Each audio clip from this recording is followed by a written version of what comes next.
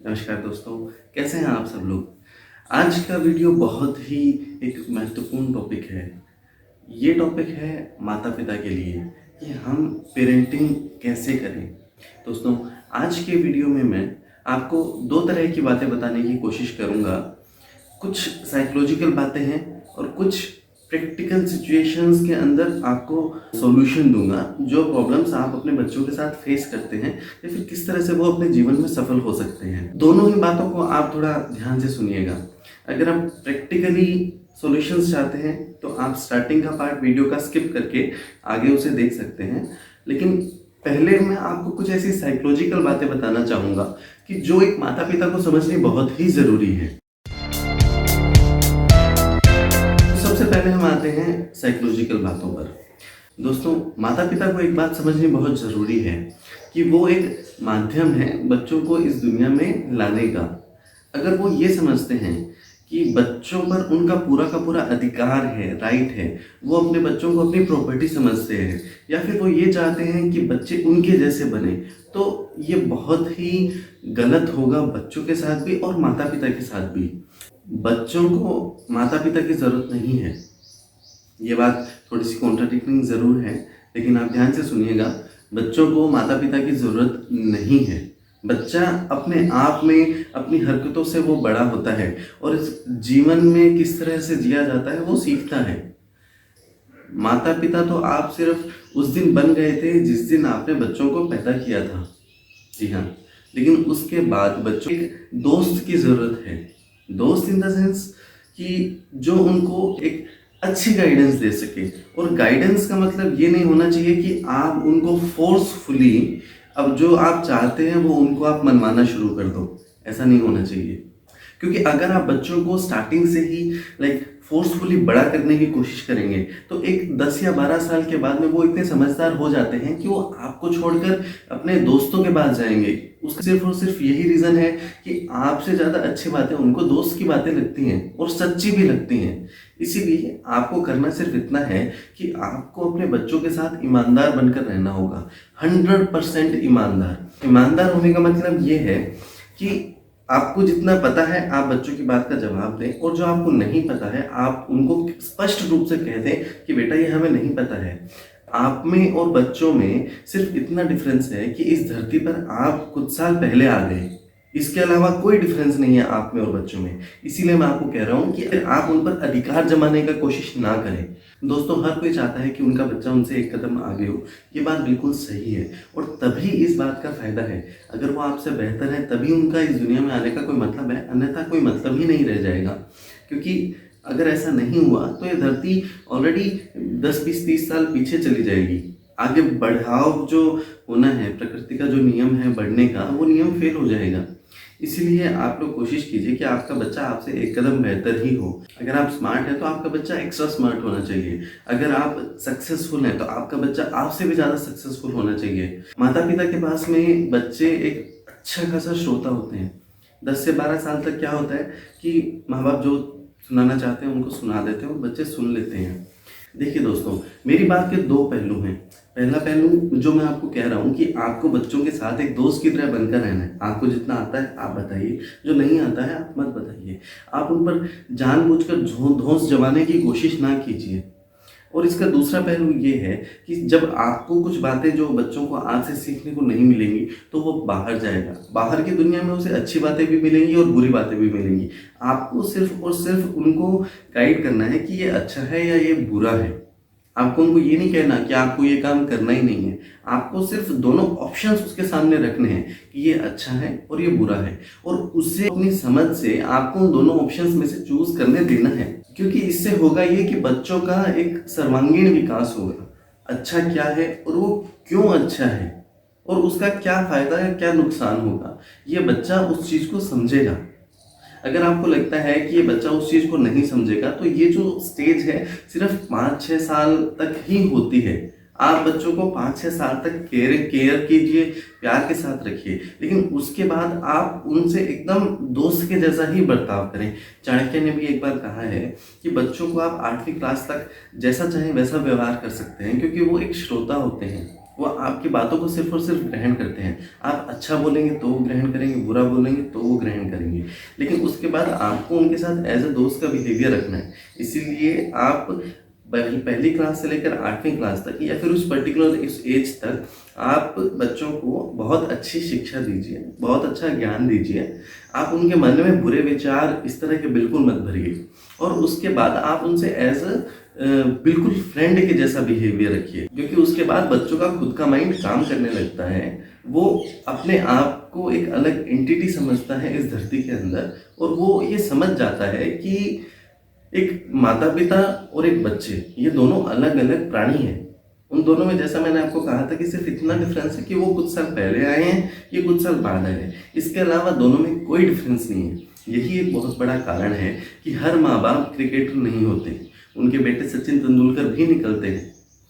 हर माँ बाप टीचर नहीं होते हैं, उनके बेटे अल्बर्ट आइंस्टाइन भी निकलते हैं। इसीलिए दोस्तों, आप अपने बच्चों को फ्रीडम दीजिए। ये चीज़ अगर हम स्टार्टिंग से उनमें डेवलप करेंगे तो बहुत अच्छा होगा। आप उनको फ्रीडम दीजिए। हर एक इंसान जो इस धरती पर रह रहा है वो अपनी एक फ्रीडम चाहता है। ऐसा ही इंसानों के बच्चों के साथ भी है कि वो भी अपनी फ्रीडम चाहता है। एक छोटा सा एक्सपेरिमेंट मैं आपको बताता हूँ कि 2 बच्चों को चाकू दिया गया और उन्हें अलग अलग रूम में भेज दिया गया। माता पिता को भी उनके पास भेजा गया। एक माता पिता ने अपने बच्चों को कहा कि बेटा इस चाकू को हाथ मत लगाओ, दैट्स इट।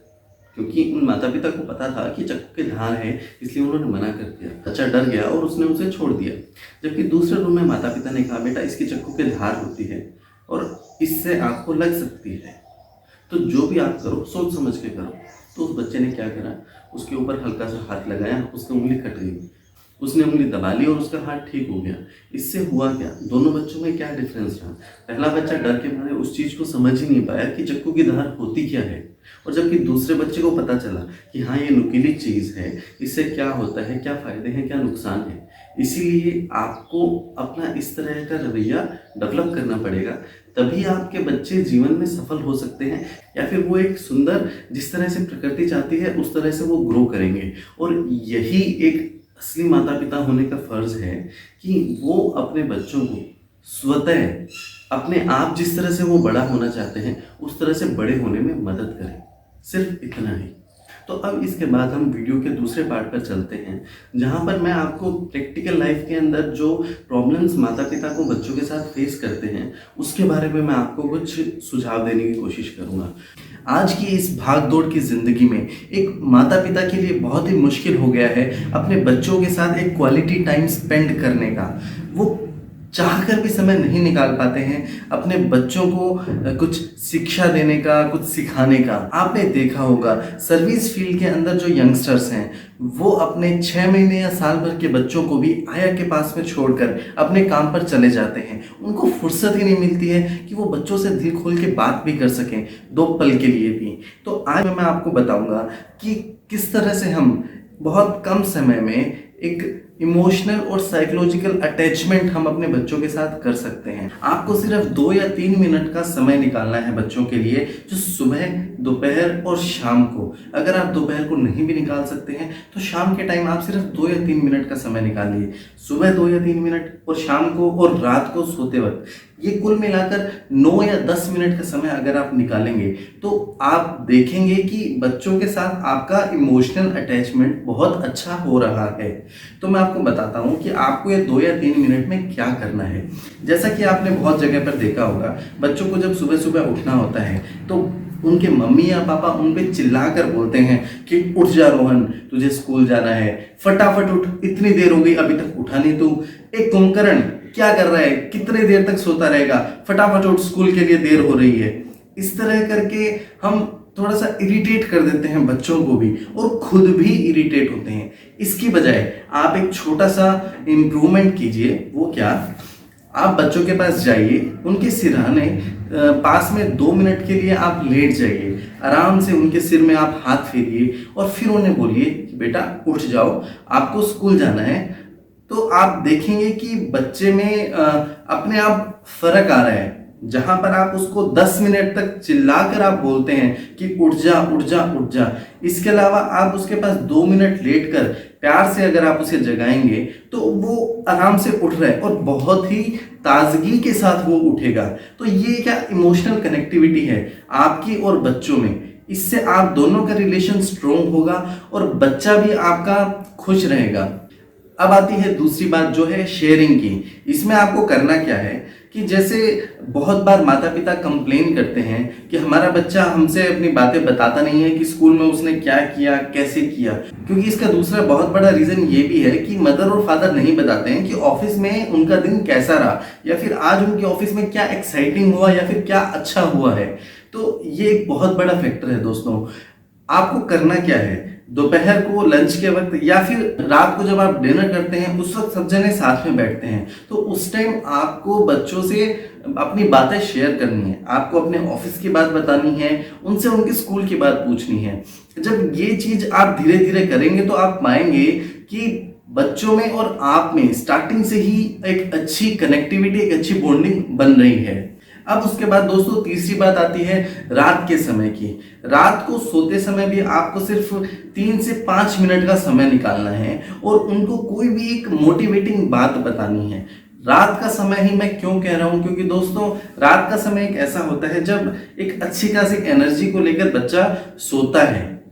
बड़े लोग होते हैं वो तो काम करके थक जाते हैं और फिर सो जाते हैं, लेकिन बच्चों के साथ ऐसा नहीं होता है। उनका जो माइंड होता है वो काफ़ी चंचल होता है और वो सोचता रहता है और फिर सोता है। तो इसीलिए अगर आप रात को एक कोई भी पॉजिटिव, ध्यान दीजिएगा, कोई भी एक पॉजिटिव कहानी अगर आप उन्हें सुनाएंगे तो उन्हें बहुत अच्छा फील होगा। जैसे कि आप पंचतंत्र की कहानियाँ या फिर तेलानी राम की, अकबर बीरबल की किस्से या किसी भी तरह की मोटिवेटिंग आप बातें आप अगर उन्हें बताएंगे तो आप देखेंगे कि आपके बच्चों की जो सोचने समझने की क्षमता है वो काफ़ी सुधर रही है। और अगर आपके बच्चे बड़े हैं तो आप उन्हें मोटिवेशनल कहानी सुना सकते हैं। जैसे बड़े बड़े जो लोग हैं, गांधी जी हैं, वल्लभ भाई पटेल हैं, इन सब लोगों की कहानियां आप बता सकते हैं, उनकी वीर गाथाएं आप बता सकते हैं। तो इस तरह से आप पाएंगे कि इन 2 या 3 चीज़ों का अगर आप सदुपयोग करते हैं, सिर्फ 10 मिनट का समय आप दिन में निकालते हैं, तो आपका और आपके बच्चों से जो कनेक्शन है, जो अटैचमेंट है, साइकोलॉजिकल अटैचमेंट, वो काफ़ी स्ट्रोंग होगा। तो दोस्तों अब मैं आपको कुछ ऐसी बातें बताऊंगा जो आपके बच्चों को जीवन में सफल होने में बहुत मदद करेगी। मैं आपको 4 बातें बताऊंगा: giving, reading, exercise and appreciation. सबसे पहले आता है गिविंग। दोस्तों पहले क्या होता था, जब भी माता घर में खाना बनाती थी तो वो पहले बच्चों को बोलती थी कि जाकर दादा से पूछ कर आओ, पापा से पूछ कर आओ, नानी से पूछ कर आओ कि आपने खाना खाया नहीं। और आजकल क्या होता है कि ये ले, ये तेरा सेब है, ये ले, ये तेरा सेब है, जाओ और जाकर चुपचाप अपना खाना खा लो। तो मैं आपको यहाँ पर ये बताना चाहता हूँ कि हमें बच्चों में स्टार्टिंग से ही शेयरिंग की, देने की भावना को डालना होगा उनमें, ताकि वो लोग बांटना सीखें। जितना ज़्यादा गिविंग का या शेयरिंग का एटीट्यूड होगा उसके लाइफ में सफल होने के चांसेस उतने ही ज़्यादा होते हैं। इसके बाद आता है रीडिंग। दोस्तों आप अपने बच्चों के अंदर रीडिंग की हैबिट को स्टार्टिंग से ही डेवलप करें। अलग अलग न्यूज़पेपर्स, बुक्स, मोटिवेशनल वीडियोस, इनसे क्या होगा कि उनका माइंड एक बहुत अच्छा ग्रोथ करेगा और जगह जगह से उनको सीखने को मिलेगा और वो चीज़ उनकी सक्सेस में एक बहुत ही हेल्पफुल चीज़ साबित होगी। इसके बाद आता है दोस्तों एक्सरसाइज। आने वाला समय आप देख सकते हैं दोस्तों कि भागा दौड़ वाली ज़िंदगी बहुत ज़्यादा है। अगर एक आदमी फिट नहीं होगा फिजिकली और चाहे उसके पास अच्छा खासा पैसा हो तो वो उसका कुछ नहीं कर सकता है। इसीलिए अगर आप अपने बच्चों में बचपन से ही फिट रहने की, एक्सरसाइज करने की आदत को आप डालते हैं तो वो बहुत हेल्पफुल होगी। चाहे आप उसे कोई भी स्पोर्ट्स दिलाइए, डांसिंग क्लासेस ज्वाइन करवाइए, उससे क्या होगा कि वो फिट रहेगा और धीरे धीरे उसमें ये रूटीन में आएगी और सक्सेस होने में ये एक बहुत हेल्पफुल चीज़ होगी। इसके बाद आता है दोस्तों अप्रिसिएशन।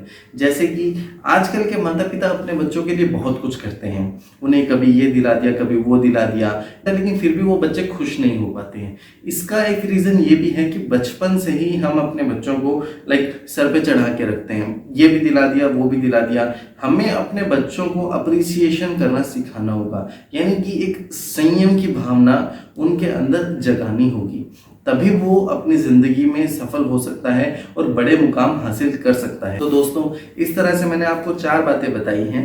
एक है गिविंग, दूसरा है रीडिंग, तीसरा है एक्सरसाइज और चौथा है अप्रिसिएशन। इन चारों बातों का आप अपने बच्चों के अंदर स्टार्टिंग से ही विकास कीजिए, जिससे उनके चांसेस बहुत ज़्यादा होंगे अपनी लाइफ अच्छे से बिताने का, सक्सेस होने का।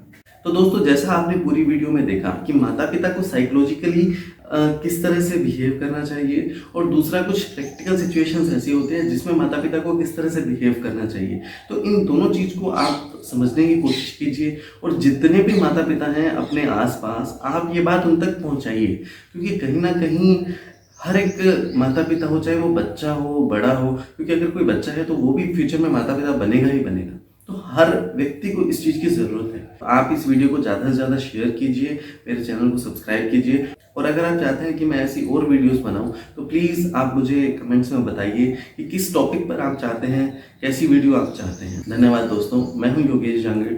स्वस्थ रहिए, खुश रहिए।